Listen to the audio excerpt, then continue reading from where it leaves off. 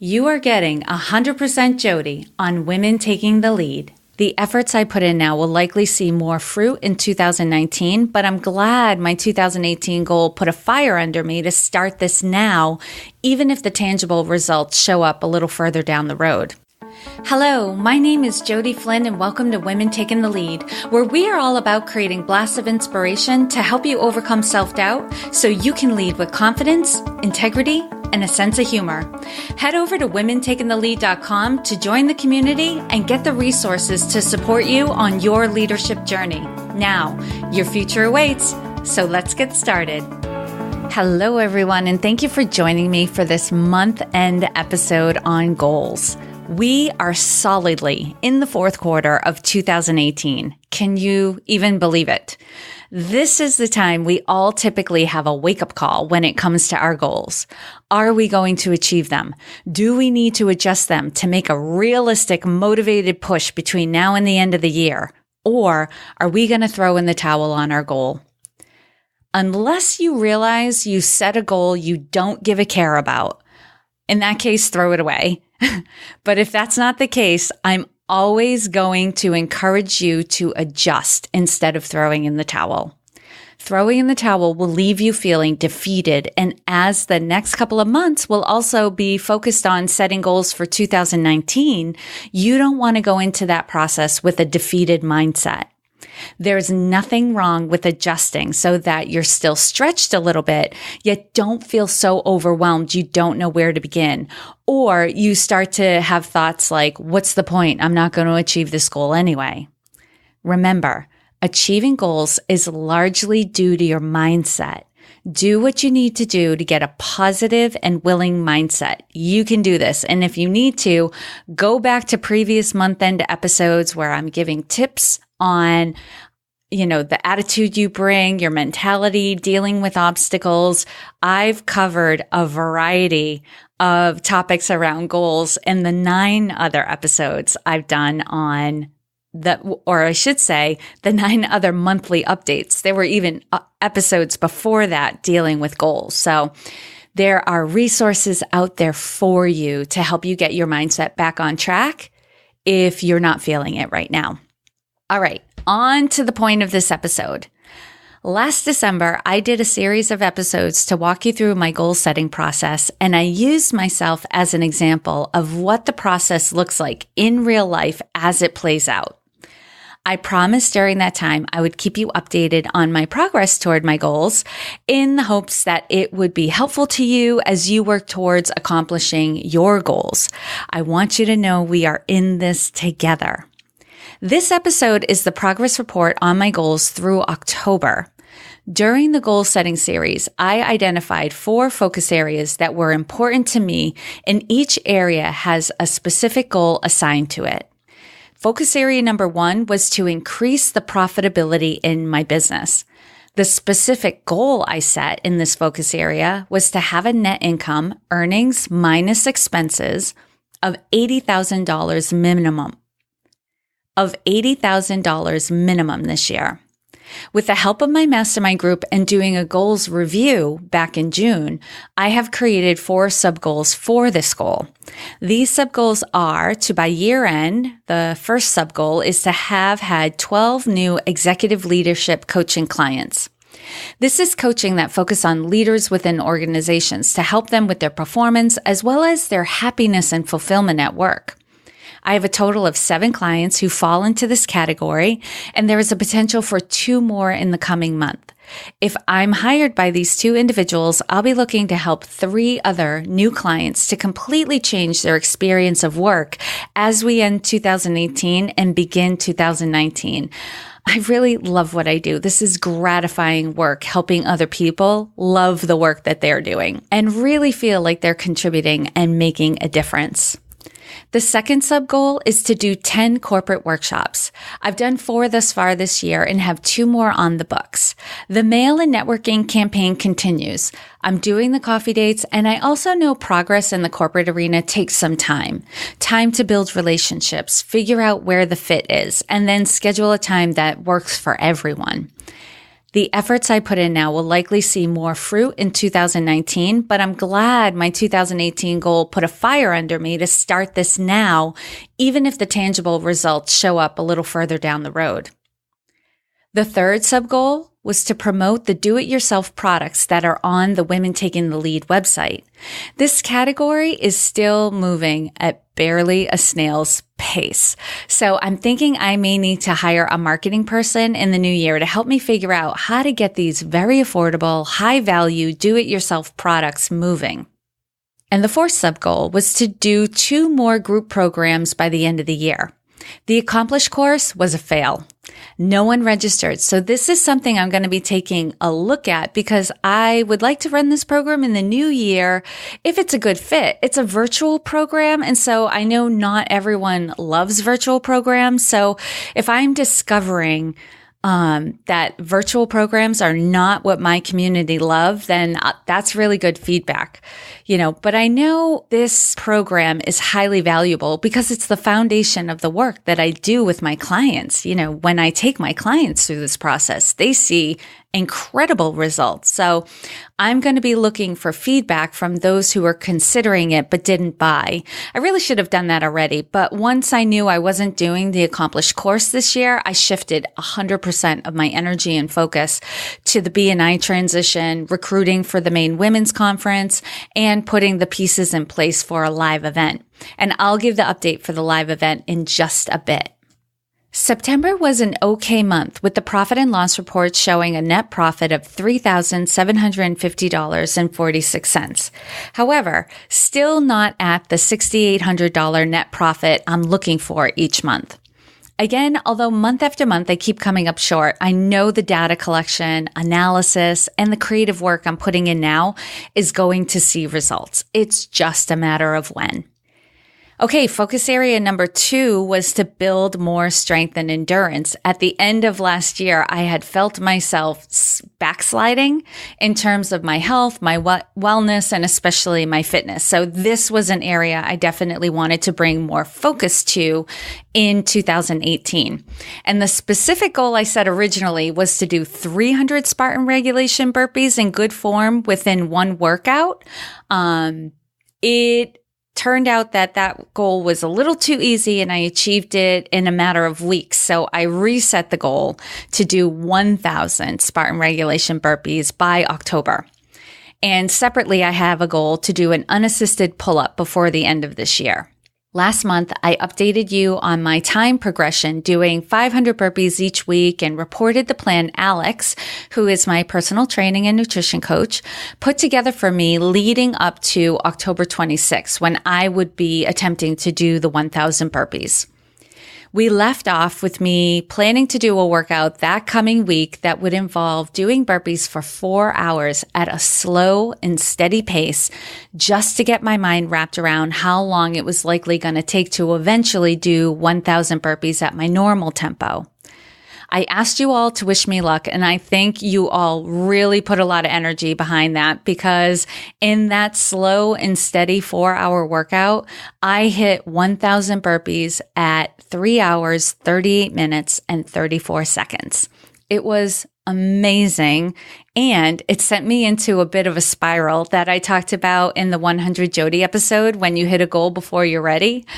I think I've recovered and I'm, resetting. I am continuing to do 500 burpees in a workout per week to maintain my fitness level and all the positive consequences that come from doing such a workout. And this includes motivation for my other workouts to maintain my cardiovascular and core strength, as well as my flexibility. And I can't forget about my nutrition. I started allowing more treats into my week, which was totally fine at first when I was resting and hitting the reset button on my body. But it continued into week 3 and I started to get headaches, which I rarely ever get. And my joints started to bother me during my workouts. Those are all signs of inflammation in the body, so I need to go back to eating clean. I'm telling you this because you have been my accountability partners all this time, and I know by saying this on the podcast, I'll be more likely to be my word. Now I'm ready to focus on the unassisted pull-up. I have 2 months left. This goal fell off the grid in the past couple of months, so it's time to step it up. Although Alex is currently in Romania, he works with clients virtually, so we've been communicating around this goal, but I haven't given him the go-ahead that we are working on this full force, and I think it's nearly time I did that. All right, focus area number 3 was romantic partnership, and the specific goal I set was to be in a committed, monogamous relationship with a man. I have not been into this goal lately. I've still been going through the motions, but with my schedule blowing up in the past month and my attention getting pulled in so many directions, it has not left me feeling feminine and flirty. More often than not, when I'm meeting men or I'm on the dating app, I'm feeling tired or distracted, and that's not good energy to bring to meeting somebody new. There have been several matches on the dating app in the past month, but more often than not, when I go to write a message, I'm at a loss for words. I've got nothing. And I get annoyed that a lot of the profiles out there don't give you much fodder for a conversation starter. For example, some just say, I'm an open book. If you want to know anything, just ask. And my logical response is, if you were truly an open book, you'd just tell me. I wouldn't have to rack my tired brain for a conversation starter that would catch your interest. I would know what would catch your interest. Then I get over it and I come up with something. But this isn't the overall experience I want to have when I'm meeting men. This line of thought is making me go back to reflect on who I need to be to achieve my goals. When I first set my goals, I identified that I needed to be aligned, feminine, social, focused, disciplined, and committed to achieve all my goals. And to allow this state of being to come forth, or these states of being to come forth, I realized I needed more self-care in the form of sleep, hydration, nutrition, exercise, time blocking, transition time in my calendar, and saying no more regularly. Although there is some activity that needs to be on my calendar this time of year, I could be saying no to some things. And we've already determined it's time to get my eating back to supporting my body rather than hurting my body. There's still some progress in this area. I am having good conversations and I'm in the process of scheduling dates, so there's definitely motivation to take better care of myself. Focus area number 4, live events. My specific goal was to do a live workshop in the 4th quarter of this year. Now that I've gotten the executive leadership coaching and corporate workshops campaign underway, I was ready to give more attention to doing a live event this past month. I have decided to take my goals process and deliver it in a live workshop. It's all about creating and achieving goals that are worthy of you. And with this workshop happening December 4th, 2018, it is the perfect time to take yourself through this process. You know I am passionate about goals, and there's a reason for it. Setting goals is life-changing. It's not about setting any goal. It's about setting the right goals for you, personalized for you. Your goals may not look like my goals because we're different people. Yet we've all made the mistake of taking somebody else's goal and their plan for achieving that goal, and we take it on without adjusting for fit. Goals are like clothing. Sure, there are some people in your life you could trade clothes with and the fit would be perfect, but that's rare. The same notion applies to goals. You may have the same goal as another person, but how you achieve that goal will almost always look different for you than it does for them. My creating and achieving goals that are worthy of you process gets to the heart of who you are, your values, your superpowers, what's worked for you, what's not worked for you, what you personally want to contribute, the lifestyle you want to live, etc. Because we are fashioning goals and the achievement of these goals based on things that are at the core of who you are more likely to fall in love with the goals you create and more likely to follow through to the finish line and achieve these goals. This process will bring you to life. If you feel like you've been going through the motions or if you are unsatisfied with where your life is right now, this process will shake it up. No more autopilot. Because your goals will be aligned with your highest and best self, you will be energized and re-energized by the progress you make and the changes you start to see in yourself and in your life. The added benefit of a live event is I'm going to introduce you to other women who are also up to making leaps forward in 2019. The Maine Women's Conference just hosted a networking event for women and men in the area who wanted to know more about the conference and find out how they could get involved. Everyone I spoke to at the end of the night and in the days after talked about how much fun it was. It was fun because this event drew like-minded people together. They were excited and energized by something that wasn't going to happen for another 11 months, but that didn't matter. What they all knew was when they introduced themselves to a stranger, it was a stranger who was also looking to get involved in the Maine Women's Conference and start making a difference for themselves, the women in Maine, the women in the U.S., and women globally. That is the same like-minded experience I am going to create for this workshop. You will be partnering with 30 other women who are looking to move their life forward by setting and achieving goals that represent who they are and what they want to bring to the world. That's exciting and energizing, and you're not going to want to miss out on that. The Creating and Achieving Goals That Are Worthy of You workshop is going to happen on December 4th, 2018 at the Co-workers Co-working Space in Portland, Maine. All-day parking at the Temple Street Garage is included in the price of the workshop, so you don't have to worry about finding a spot or any additional out-of-pocket expenses for parking. I am also running an early bird rate for this event, but here's the thing. Space is limited to 32 participants and tickets have already been sold. Buy your ticket now because I have a feeling something is going to click and all of a sudden the tickets are going to be gone. So go to womentakingthelead.com/goals 2019 to reserve your seat. That's womentakingthelead.com/goals 2019 and it's GOALS 2019. And I'm looking forward to seeing you in person and introducing you to all the other amazing women who will be attending this event. Okay, a quick update on my mom. My mom has had her third chemo treatment. Her hair had started to fall out this past month, so she went to her hairstylist to shave it all off. And there were some tears while it was happening, but the family was sent 2 pictures right after the appointment, one of her with a cap on and one of her completely bald. And she was beaming. In both pictures, she was absolutely beaming. And I had the thought, I hope when I grow up, I can face life with the same attitude she brings. She's amazing. Although she's more tired and the side effects of the chemo and steroids increase with each treatment, she's still in good spirits. And my sister and sister-in-law, who are nurses, are helping her to regularly take her anti-nausea medication and are checking with the doctor for possible alternatives. So still tweaking all of this. And I want to thank you all for your thoughts and prayers and messages.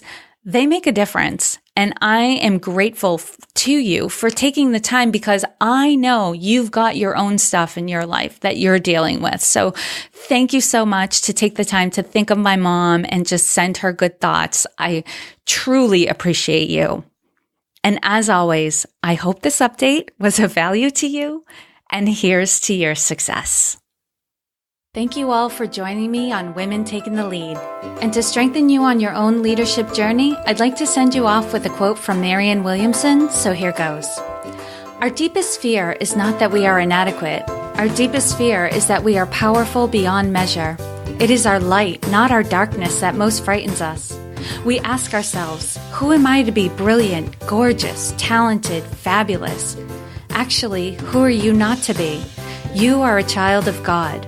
Your playing small does not serve the world. There is nothing enlightened about shrinking so that other people won't feel insecure around you. We are all meant to shine as children do. We were born to make manifest the glory of God that is within us. It's not just in some of us, it's in everyone. And as we let our own light shine, we unconsciously give other people permission to do the same. As we are liberated from our own fear, our presence automatically liberates others. Again, thank you for joining me, and here's to your success.